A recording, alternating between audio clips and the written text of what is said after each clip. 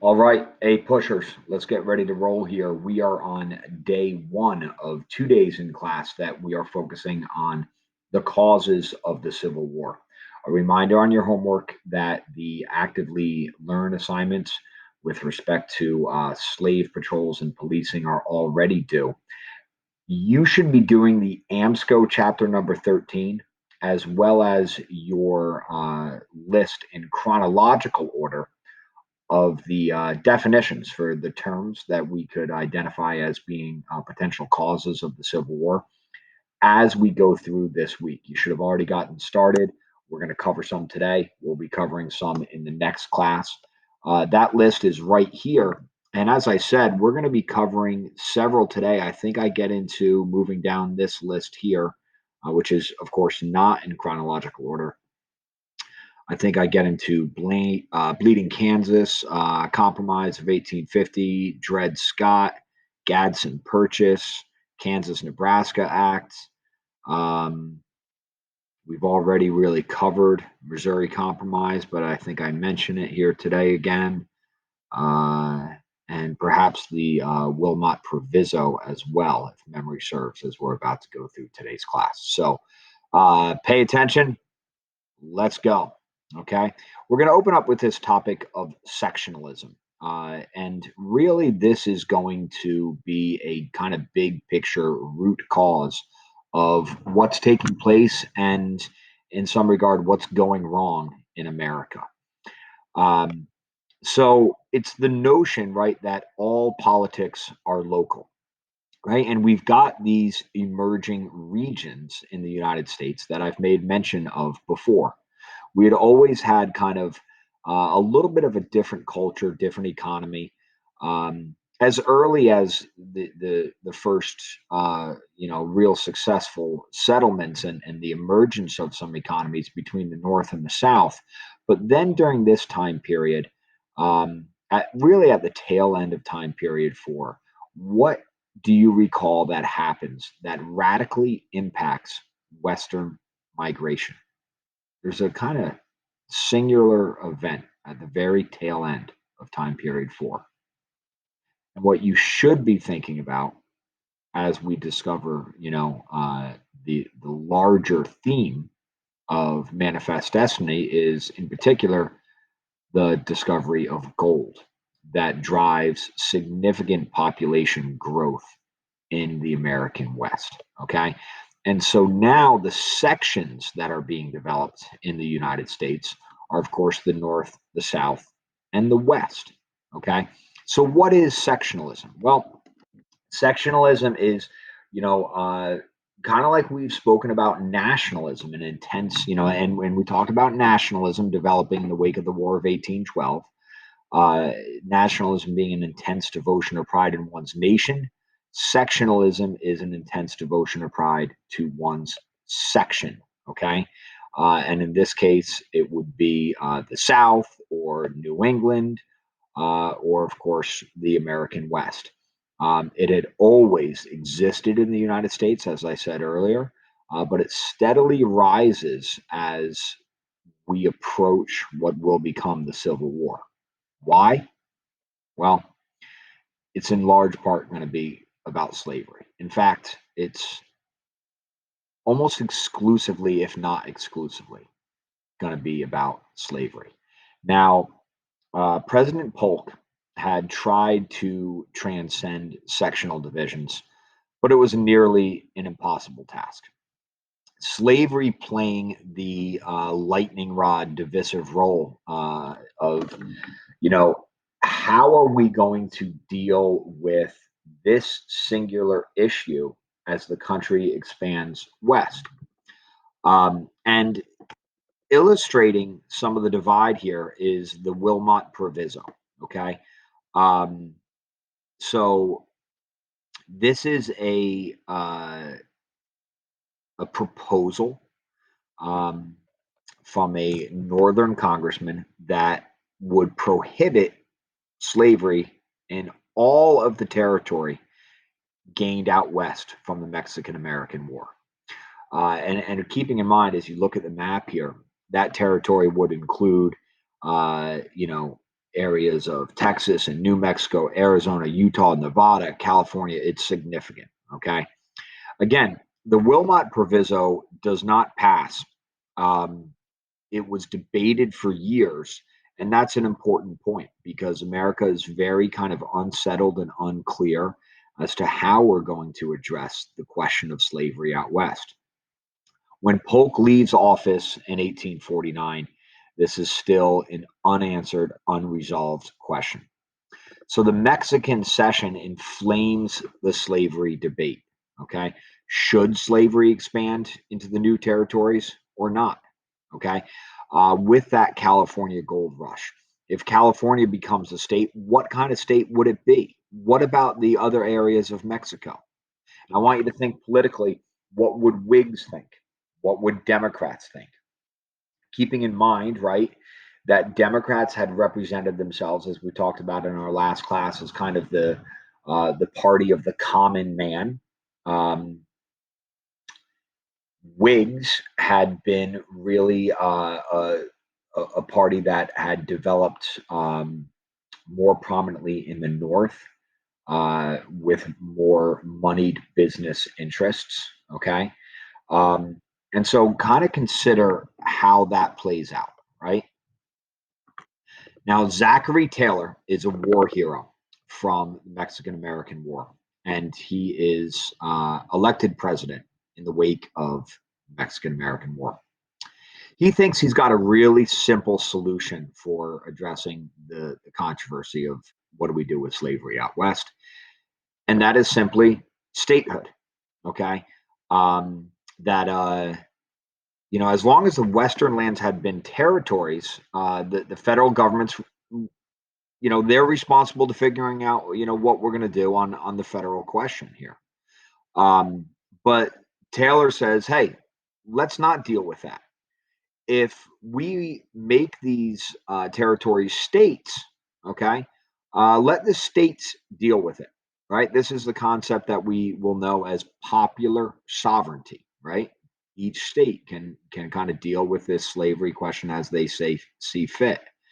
Um, Now, the North wants to stop the spread of slavery into the territories. Some of them do want total abolition, but more than anything, they want to stop the spread. And I think it's important we understand that point. Um, the South's objection to that is that the new states would then create a northern majority, if you will, right? Because the new states joining, if we stop the spread, will also be non slavery states, if you will. And the slave states are just restricted to the southeast, and therefore, kind of their political power in maintaining that system would be diminished on a grander scale. 1849, there's an equal balance, right? There's 15 free states and 15 slave states. So here we are in 1850, and that California gold rush population exponentially increases population in California. And so they are set to apply for statehood. They're going to apply for statehood as a free state. The South fears that loss of power that we just discussed. Okay. And so they object to that. Northerners begin to draft petitions demanding the prohibition of slavery in all the territories, while Southerners begin to talk about this notion of secession. So clearly, we've gotten early on, as America has just begun to expand further west, we've gotten to kind of an early tipping point. And again, it's all about slavery, okay? Um, where now secession is on the menu over slavery. So those divisions will grow, okay? They will grow into the 1850s, and the sectional divides will grow.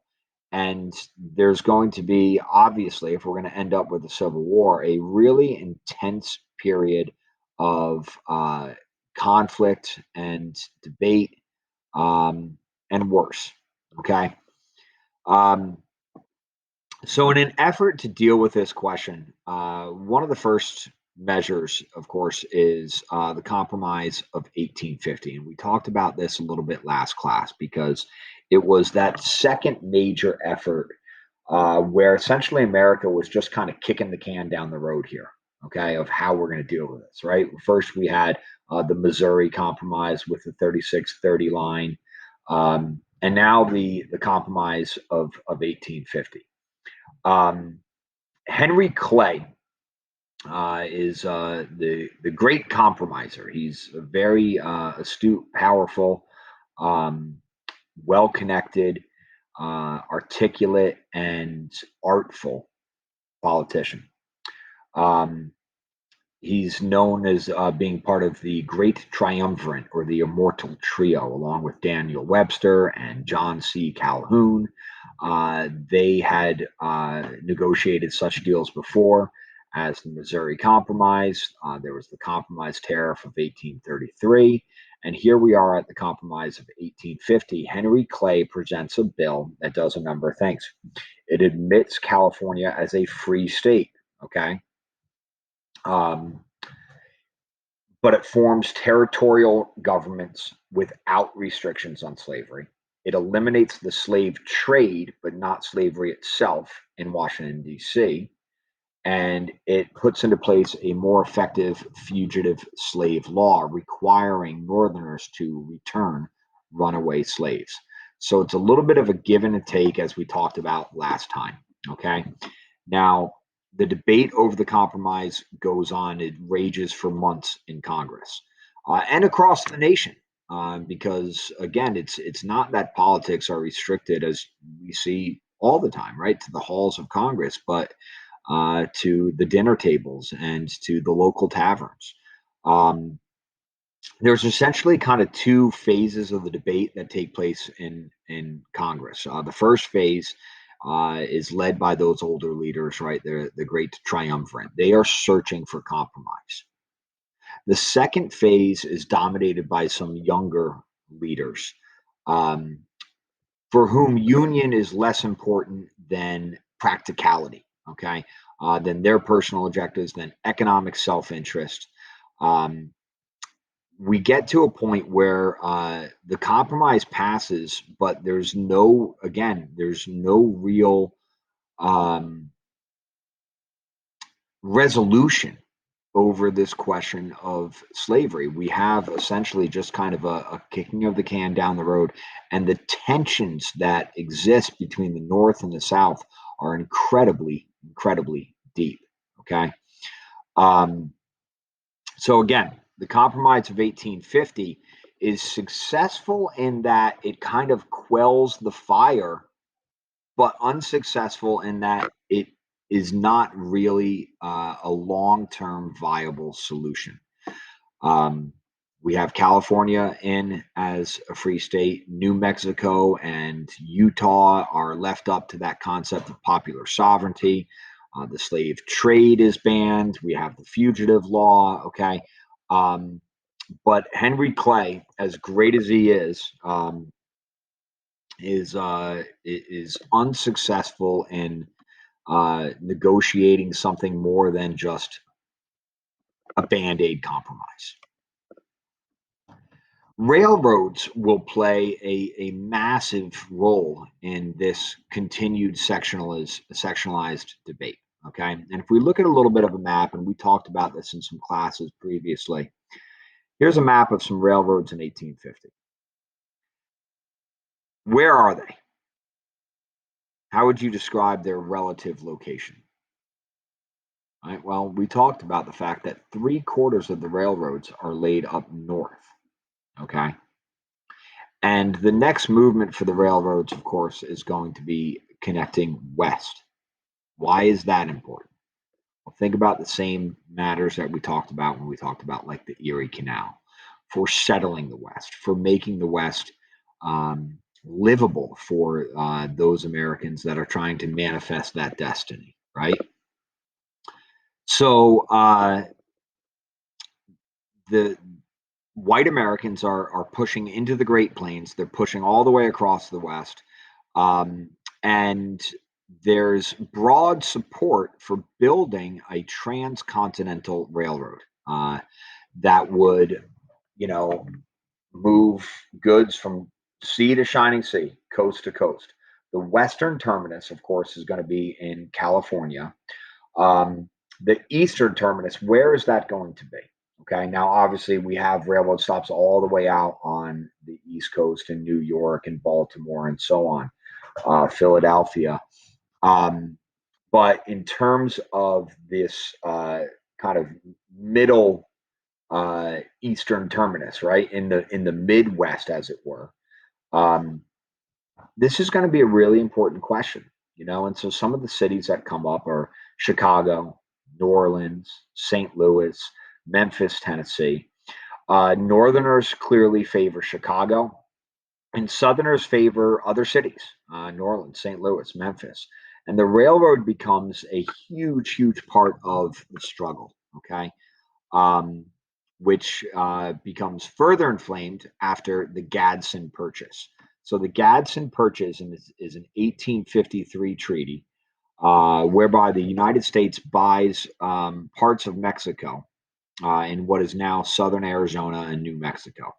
They want that land in order to build the Southern Transcontinental Railroad. Okay.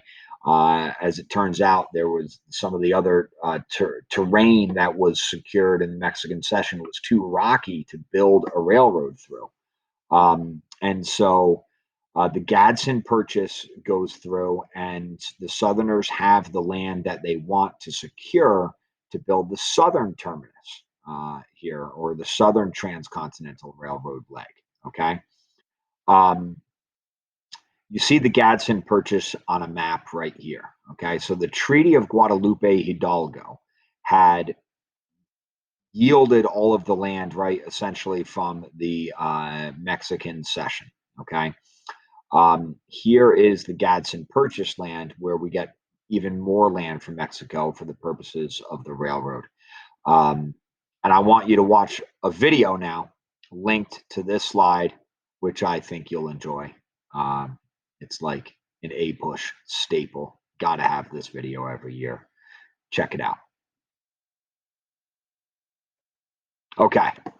Hopefully you enjoyed that one. We're going to get into the Kansas Nebraska controversy today. And again, this is really centered around sectionalism, around slavery, and around railroads. So, Stephen Douglas is a senator from Illinois, and he is advocating that we have a northern terminus, that we have the railroad go through Chicago.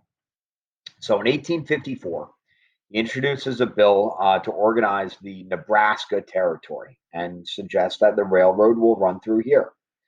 Now, Douglas knows that the South is going to oppose the bill because they want the railroad down south.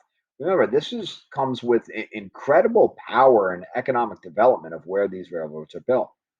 So he knows that he's going to have to kind of pre-compromise with the South if he is going to have a chance at having Chicago serve as the northern terminus.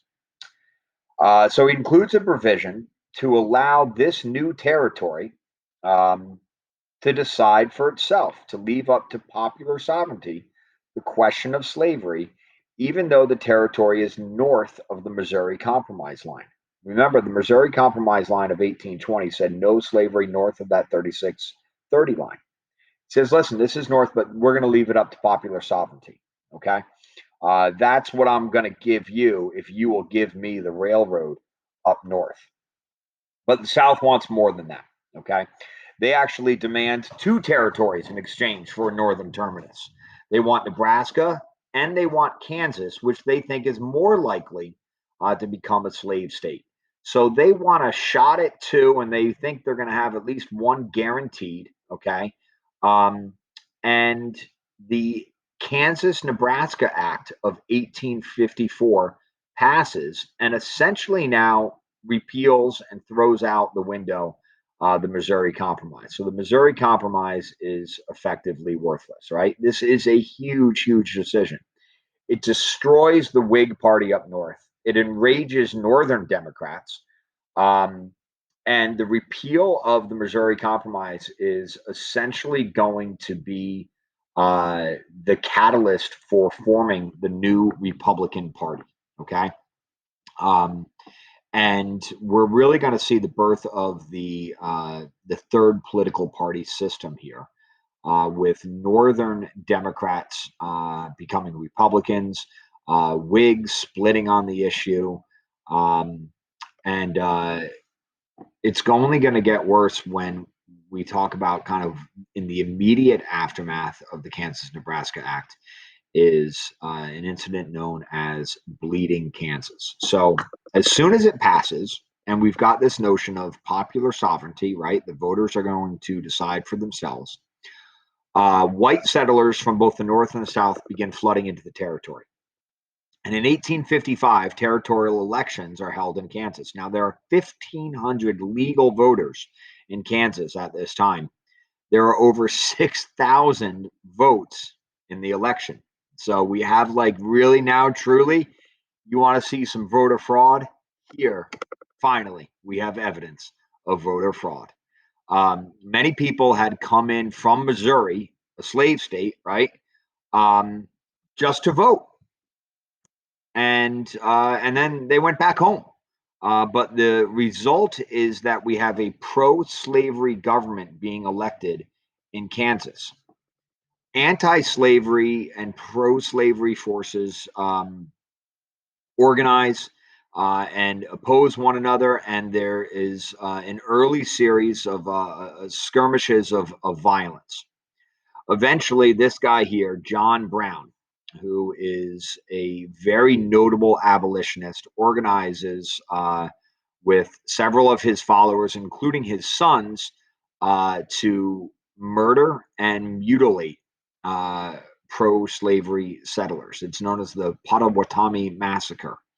And it is radical and it is violent, and it only begets more radical violence and a series of uh, incidents that we could probably best classify as, unofficial guerrilla civil warfare between both sides.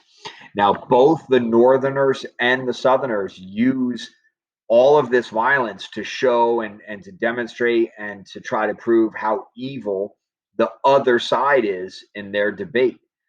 Southerners are going to say, look, the Northerners are full of people, these radical, violent abolitionists like John Brown, and John Brown and the abolitionists are going to point to all of the other violence, and they're going to point to, the voter fraud in Kansas, and it's on and on and on, and it's not a good look. There's actually a really good video here I want you to watch right now. You'll pause for a couple minutes and watch this on the Kansas Nebraska Act and Bleeding Kansas. And you'll get an idea, I think, of just exactly how divided the nation is at this time. So it's not a great plan. What ends up happening here in Kansas and Nebraska. As I had been suggesting for a couple days now, it was a compromise that in the short term um, had appeased kind of both political sides, uh, but not those actually, do we not live politics, right? Not those that are living the politics. And It was short-sighted and ineffective. It only kicks the can down the road and doesn't do it for all that far. Okay. Um, and what I would suggest is that, we can look at the Kansas Nebraska Act um, as ultimately an incredibly significant direct cause of the Civil War. And so I had said something in class that I can make an argument that the Civil War was started over a single railroad stop. And here it is, right? Um, that that Stephen Douglas wanted to bring that, as they say in politics, bring the pork home to his district. Douglas, remember, was a senator from Illinois. He wanted the railroad stop and all of the accompanying uh, economic development that comes along with it to come home, and he fought for that. He secured the railroad stop, but what did he give up in return? Well, he gave up the Missouri Compromise. Um, he settled for this notion, right, of uh, popular sovereignty. And as a result, we see how the people responded in flooding the territories and voting illegally and responding with violence. And the nation would not recover, okay, from the violence set forth in Bleeding Kansas uh, to give us the Civil War. So the Bleeding Kansas, the Civil War, you can make an argument, is a direct effect of Bleeding Kansas, which is a direct effect of the Kansas-Nebraska Act, which is a direct consequence of um, the lobbying for a single railroad stop. It's kind of fascinating when you break it down. Now there are, of course, ideological differences emerging in this sectional divide between the North and the South. Um, and I want to talk a little bit about it, right? Slavery and labor. It's all about the money. So ask yourself, do all Northerners oppose slavery? Do all Southerners support slavery? What might have most Northerners opposed regarding slavery? Why might have Northerners opposed abolition? What would happen to the price of cotton in the event of abolition? Who would have opposed that? What might happen to the labor pool and wages? Let's talk about those questions real quick. Sorry. Okay. No, not all Northerners would have opposed slavery. Okay. Um, Certainly, there's a good number of abolitionists in the North, but not all Northerners are abolitionists. Not all Southerners supported slavery. Um, there are abolitionists in the South. Okay. Probably not in huge numbers, but they exist.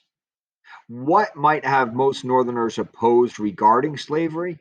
Well, probably right, the spread of slavery out west. Okay.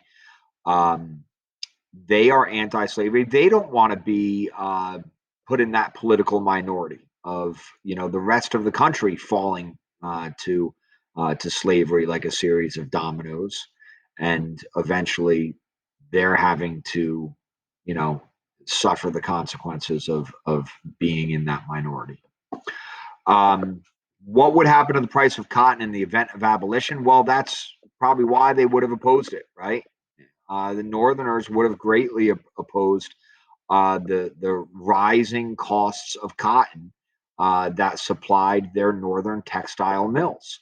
The labor pool would seriously increase, right? Wages would go up, cost of goods sold would go up, and so, keeping in mind that the North was in tenuous agreement that slavery was of benefit to them, they were kind of willing to look the other way from a moral standpoint in a general term, right? There's abolitionists and a good number of them up north, but not all of those working, making their money certainly under the premier manufacturing industry of the time would have been opposed to slavery.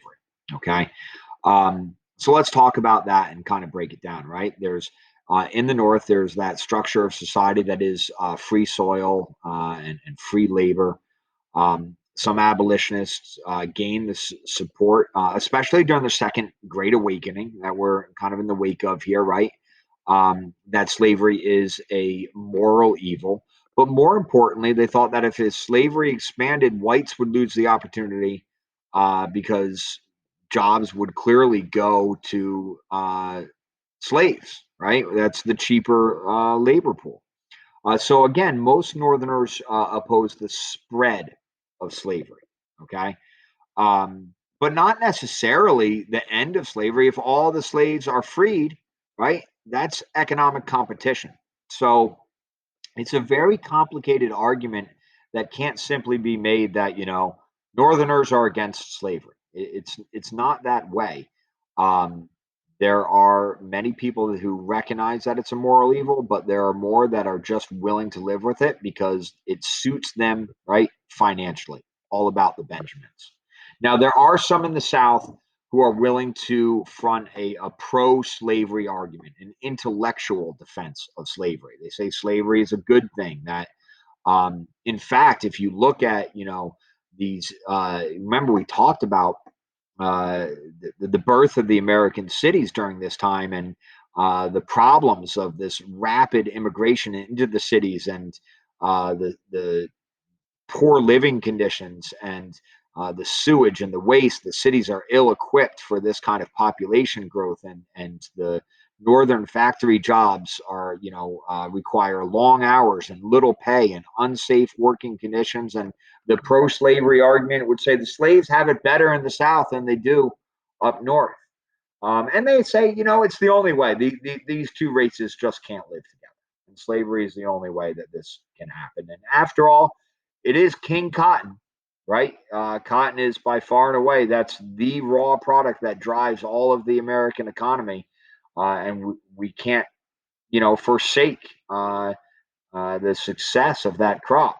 Um, and so there are some in the South that are making this kind of intellectual defense of slavery, and maybe some in the North are buying into it, but others are not. And the divide is going to continue to increase. Okay, um, we're going to witness here kind of the end of the second political party system. The Whig Party is losing members rapidly over the issue of slavery, basically along northern and southern lines, right? The Kansas Nebraska Act is the nail in the coffin. And so a lot of Whigs are looking for a new political party. They have some options in kind of third political parties: the Know Nothing Nativist Party, anti immigration party that we talked about, a Free Soil Party that dedicates itself just to opposing expansion of slavery in the West.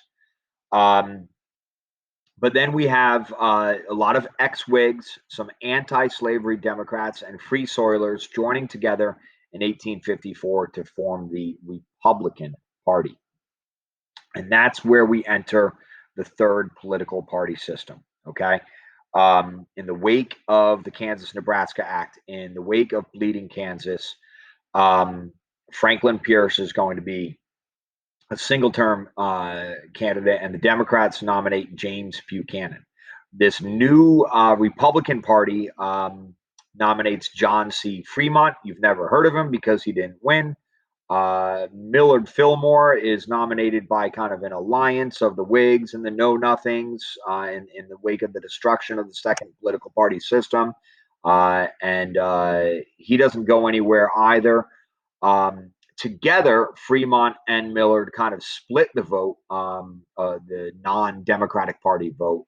Um, Not enough for either of them to come close to winning, but enough to make it a close election in general. However, James Buchanan does become president in 1856. And the country requires at this point some really strong leadership.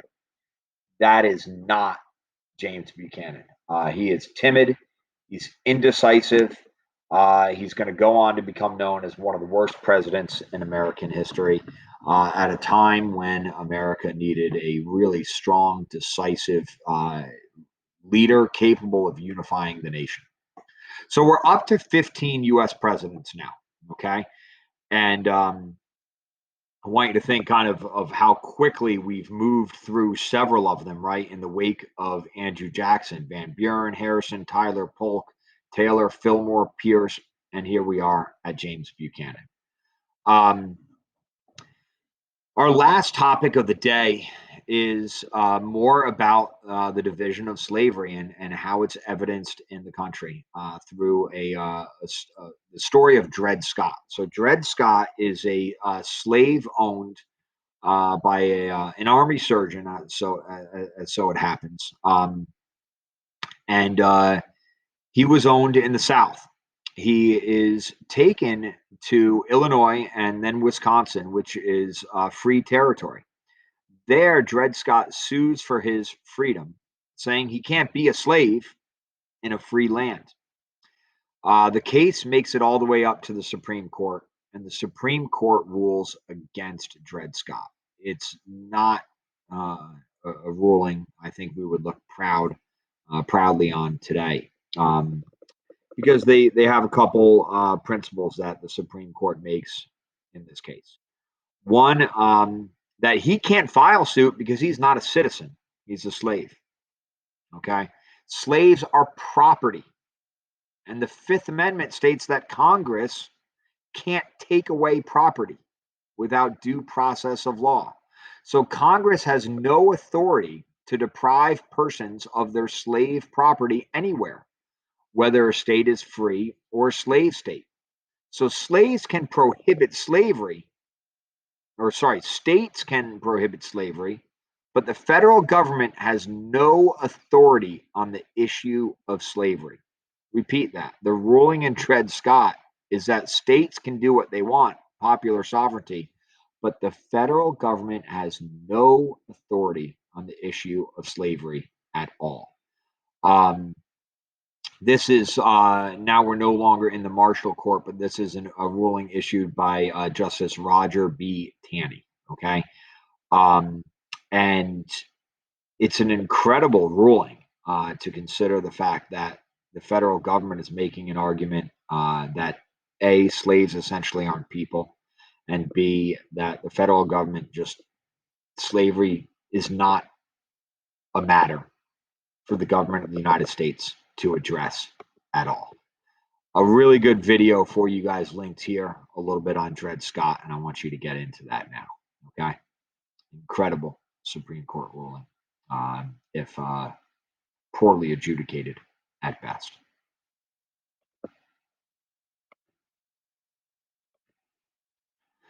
Okay, the result of the Dred Scott decision is, again, an immediate explosion of the sectional debate. Southerners are ecstatic with the ruling. In their mind's eye now, if the federal government has no authority, no oversight, no opinion on slavery at all, well, then the entirety of the Western territories are open for slavery. There's no, Missouri Compromise anymore. There's no Compromise of 1850. It's just popular sovereignty. And we see how that played out when there are clearly emotional forces. Because don't forget, as much as many Northerners were willing to look the other way, there are plenty of people, there are plenty of John Browns, there are plenty of abolitionists out there. William Lloyd Garrisons, right? The Sojourner Truths. And so by leaving this question of slavery to the masses to just kind of figure out in some sort of mayhem out west, may elate the Southerners, but it stuns the Northerners. James Buchanan, as is his bag, kind of timidly endorses the decision, but he's kind of trying to waffle and resolve the controversy in Kansas at the same time. And no matter what the politicians are doing, the tensions are high between the North and the South as they are being played out west over this question of slavery. Okay. And so there we have the Dred Scott decision, right? So what did we cover today? Well, we did cover the Wilmot Proviso. As I said, I think we covered that at the beginning of class. I talked a little bit about the Missouri Compromise. We had covered that in previous classes. So this stuff should be in your notes. The Wilmot Proviso, you should understand what that is, that it failed, but that it was illustrative of kind of some of the debates of the time, okay, especially coming from the North. Talked about the Compromise of 1850. Talked about the Kansas-Nebraska Act. I would absolutely add in there bleeding Kansas. That's on your list of terms to define. Bleeding Kansas is, again, a direct result of the Kansas-Nebraska Act, and I would think that it's incredibly important in causing directly the United States Civil War. And then we had the Dred Scott decision that we just finished talking about. So again, top of your list here is Bleeding Kansas. I think you absolutely want to know that the Kansas-Nebraska Act, how it ties in there. Was the Civil War caused over a single train stop? That's an argument I'd be willing to make. So we will continue with a number of these other items as we continue with this topic, and we'll do that next time in class, guys. Keep in mind getting this homework done tied into your reading of AMSCO chapter number 13. And that's all I got for you today, guys. Take care.